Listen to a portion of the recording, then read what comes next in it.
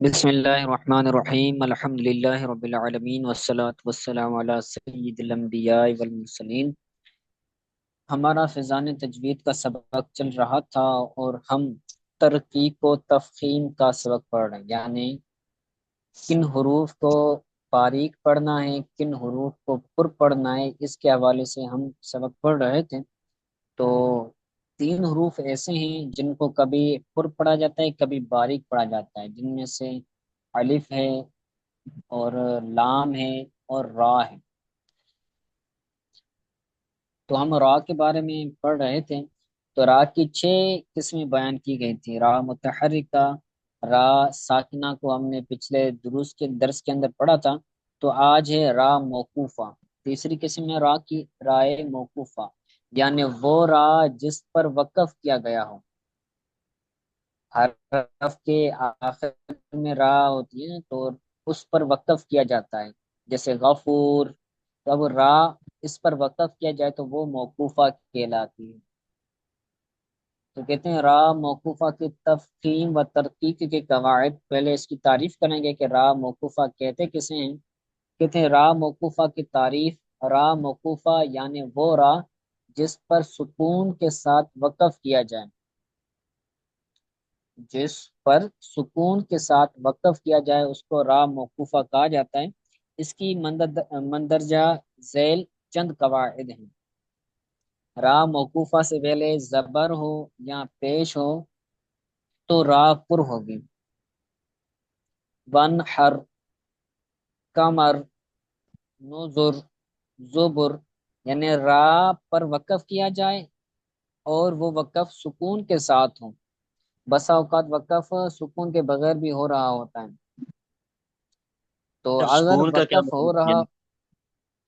سکون کا مطلب ہے جزم، یہ جو را کے اوپر آ رہی ہے نا، ٹھیک ہے یہ جزم کہتے ہیں اس کو۔ جیسے حمزہ با زبر اب، تو با کے اوپر یہ جزم ہے، جی۔ ٹھیک ہے۔ تو اس کو سکون بھی کہتے ہیں، اس کو جزم بھی کہتے ہیں،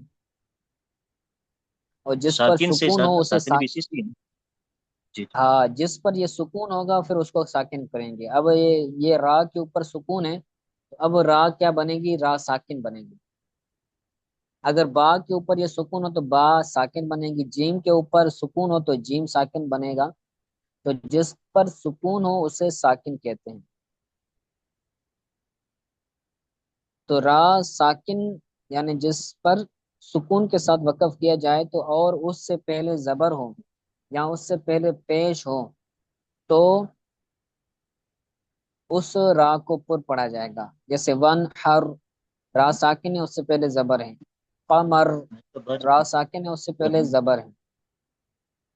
نذر، زبر، تو را ساکن ہے اور وقف کیا جا رہا ہے تو اس سے پہلے پیش ہے یا پھر زبر ہے تو را کو پر پڑھا جائے گا، را کو موٹا پڑھا جائے گا۔ آگے دوسرا قاعدہ بیان کرتے ہیں، کہتے ہیں را موقوفہ سے پہلے حرف ساکن ہو۔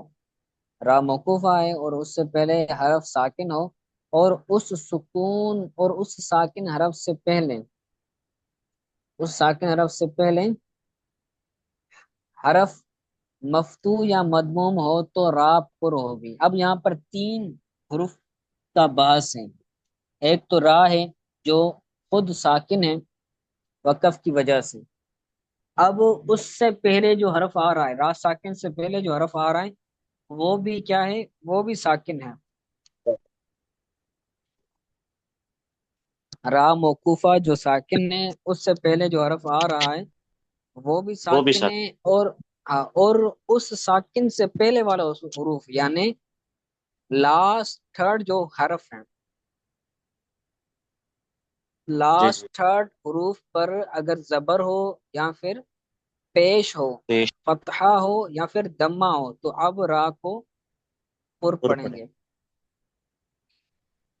ٹھیک ہے، جیسے مثال بیان کرتے ہیں والعصر۔ اب یہاں پر را یہ ساکن ہے، اس کے اوپر سکون ہے۔ اس سے پہلے والا حروف ہے صاد۔ صاد بھی کیا ہے؟ یہ ساکن ہے کیونکہ اس کے اوپر بھی سکون ہے۔ اور صاد سے پہلے والا جو حرف ہے وہ ہے عین۔ اور عین پر زبر ہے تو عین پر زبر کی وجہ سے ہم را کو کیا پڑھیں گے؟ پر پڑے. پر پڑھیں گے، والعصر، والعصر، والعصر. ٹھیک ہے، اسی طرح والطور، النار، نور. ٹھیک ہے، تو یہ تیسرا جو تھرڈ جو حروف ہے، لاسٹ تھرڈ، وہ مضموم ہے یا پھر مفتوح ہے، تو اس کی وجہ سے را کو ہم پر پڑھیں گے. صحیح ہو گیا. جی سر. آگے تیسرا قاعدہ بیان کرتے ہیں، کہتے ہیں را موقوفہ سے پہلے اگر کسرہ ہو، را موقوفہ سے پہلے اگر کسرہ ہو تو را باریک پڑی جائے گی. وہ را جس پر سکون کے ساتھ وقف کیا گیا ہے تو اور اس سے پہلے کسرہ آ رہی ہے تو اب اس کو باریک پڑھیں گے. جیسے فصبر، را موقوفہ ہے، ساکن ہے، اس سے پہلے کسرہ ہے تو را کو باریک پڑھیں گے، فصبر. اس طرح فانذر، یغفر، تو را کو باریک پڑھیں گے. ٹھیک ہے، یہ آسان تھا. آگے چوتھا قاعدہ بیان کرتے ہیں، کہتے ہیں را موقوفہ کا ما قبل، را موقوفہ کا ما قبل حرف ساکن ہو اور اس ساکن حرف سے پہلے حرف مکسور ہو. را موقوفہ ہے اور اس سے پہلے والا جو حرف ہے وہ ساکن ہے اور اس ساکن حرف سے پہلے حرف مکسور ہو.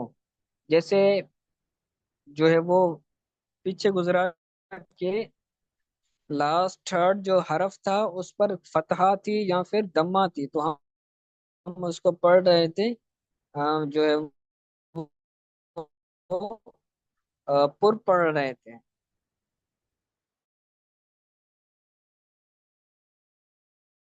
اسی کو کسرہ کے اندر لے آئیں، تھرڈ حرف ہے مکسور، تو اب را کو باریک پڑھیں گے.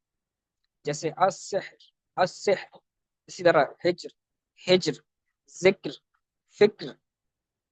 ٹھیک ہے، تو تھرڈ حرف جو ہے اس پر کسرہ ہے، اس وجہ سے را کو باریک پڑھیں گے.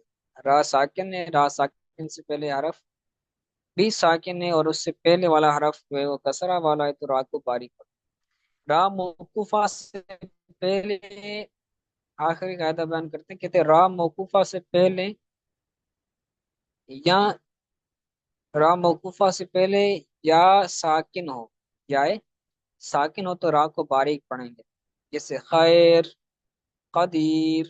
یا ساکن سے پہلے یا را ساکن سے پہلے، را موقوفہ سے پہلے یا ساکن ہو تو اس را کو کیا پڑھیں گے؟ باریک پڑھیں گے. جیسے خیر، قدیر. اب یہاں پر را ہے، موقوفہ ہے، لیکن اس سے پہلے جو حرف آ رہا ہے وہ یا ہے اور ساکن ہے تو را کو باریک پڑھیں.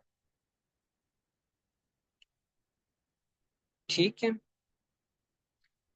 یہ مشددہ، را مشددہ بھی پڑھ لیتے ہیں. اطراء مشددہ کی تفخیم و ترقی کے قواعد. مشددہ یعنی جس پر تشدید ہو، جس پر شد ہو، جس راہ پر شد ہو اس کو رائے مشددہ کہتے ہیں. تو رائے مشددہ کی تعریف کہتے ہیں وہ راہ جس پر تشدید ہو پڑھی جائے گی. راہ پر زبر ہو یا پیش ہو تو راہ کو، یعنی اگر اس رائے مشدد پر زبر یا پیش ہو تو را کو پر پڑھا جائے گا اور اگر زیر ہو تو باریک پڑھی جائے گی. پہلی را دوسری را کے تابع ہوگی.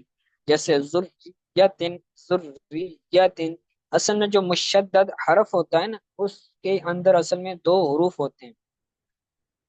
ایک حرف کا دوسرے حرف کے اندر ادغام کیا ہوا ہوتا ہے، جس کی وجہ سے جو متحرک را ہوتی ہے نا وہ جو حرکت نظر آتی ہے تو وہ اس متحرک حرف کی حرکت ہوتی ہے. اس کے اندر دو مشدد حروف اصل میں دو ہوتے ہیں، ایک ساکن ہوتا ہے، ایک متحرک ہوتا ہے. تو مشدد حروف پر جو حرکت ہوتی ہے وہ اصل میں متحرک حرف کی حرکت ہوتی ہے. تو اسی طرح را مشدد ہوگی تو را کے اندر دو را ہوں گی، ایک را ساکن دوسری راہ متحرک، تو جو متحرک راہ ہے تو وہ اس کے تابع ہوگی راہ ساکن. تو اسی طرح راہ پر اگر زیر ہو تو جو ہے وہ راہ کو باریک پڑھیں گے، اگر پیش ہے تو راہ کو پر پڑھیں گے. جیسے ذریتن، ذریتن. اسی طرح ففرو، ففرو، ففرو. ٹھیک ہے، تو آج کے لیے اتنا کافی ہے، اس کو یاد کیجیے گا، اس کی صورتیں اچھی طرح ذہن نشین کر لیجیے گا. اگر کوئی بات سمجھ نہیں آئی تو پوچھ